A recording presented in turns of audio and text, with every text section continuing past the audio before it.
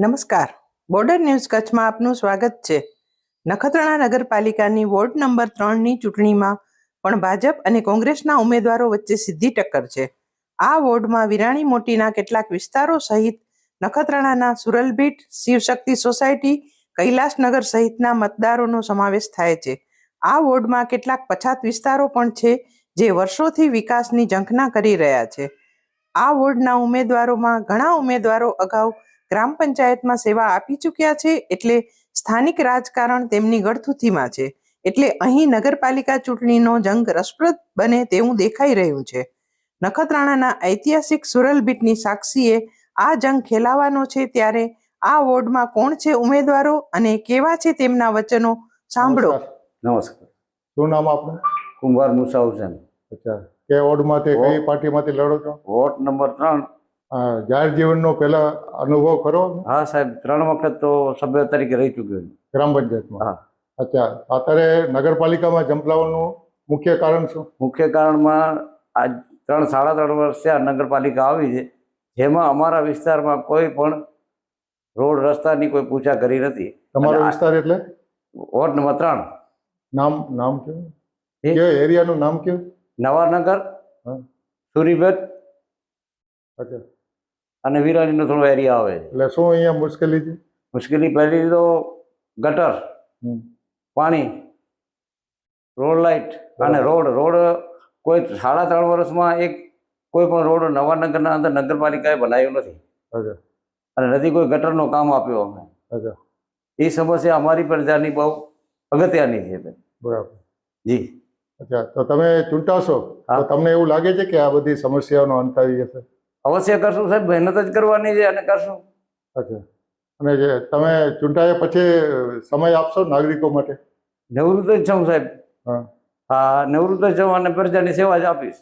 બરાબર. અને અત્યારે તમારી દ્રષ્ટિએ નખત્રાણા નગરના પ્રશ્નો કયા છે? નખત્રાણા નગરના સાહેબ અનેક પ્રશ્નો છે અને એ એરિયા બહુ મોટો છે અને નગરપાલિકા જેમ આવી છે તેમ કોઈ ખાસ કરીને ક્યાંય પણ અમારો એરિયા તો લોકલ છે, અહીંયા કાંઈ બિલકુલ નથી થયો. પણ ખાસ કરીને બીજા એરિયામાં સુરીભેટમાં છે અત્યારે પાણીની એવી સમસ્યા છે કે ત્રીજે દિવસ પાણી મળે છે આજની તારીખમાં. બરાબર.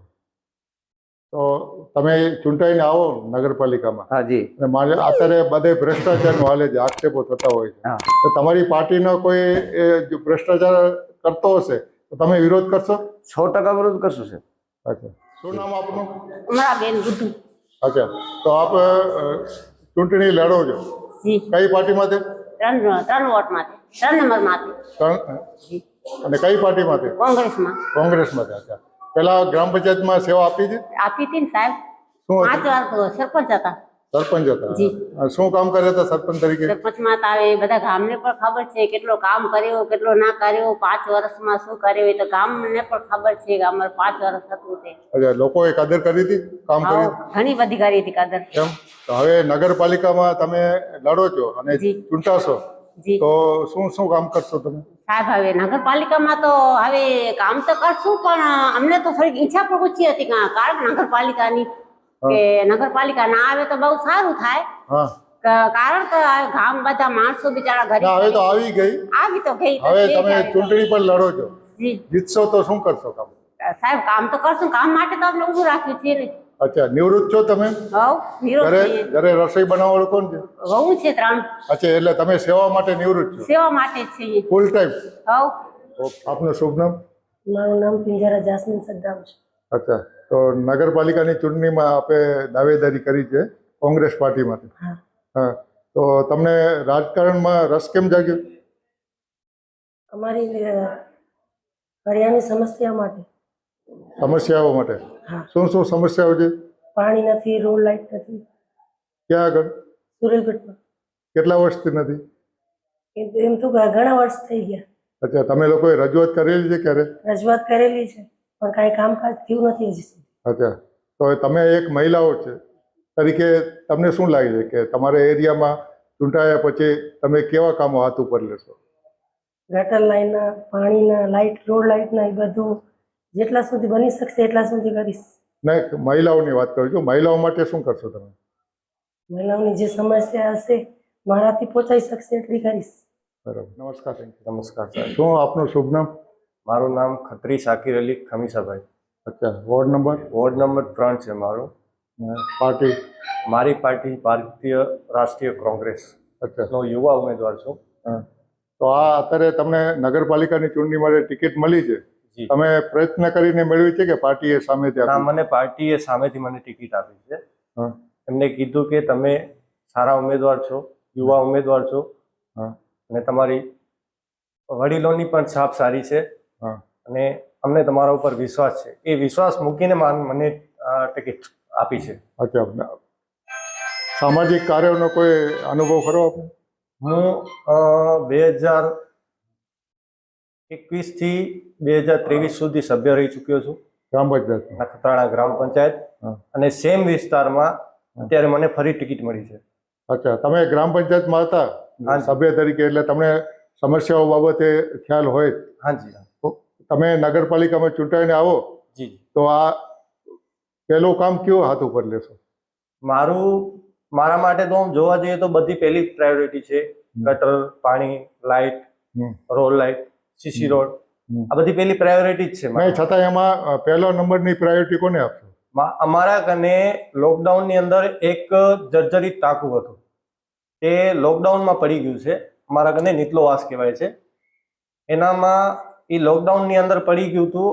એ પાસ થઈ ગયું છે, એને બી ઘણો ટાઈમ થઈ ગયો છે, પણ અત્યારે સુધી સમજી લો ને એનું કામ ચાલુ નથી થયું. મારી ફર્સ્ટ પ્રાયોરિટી એ રહે છે કે મારા વિસ્તાર માટે એ ટાંકો ઊભો કરું અને એનામાં પાણીની સગવડ ચાલુ કરાવું. અચ્છા, સરસ. તો તમે વ્યવસાય શું કરો છો? મારું વ્યવસાય મજૂરી જ છે સાહેબ. મજૂરી કામ કરો છો? તો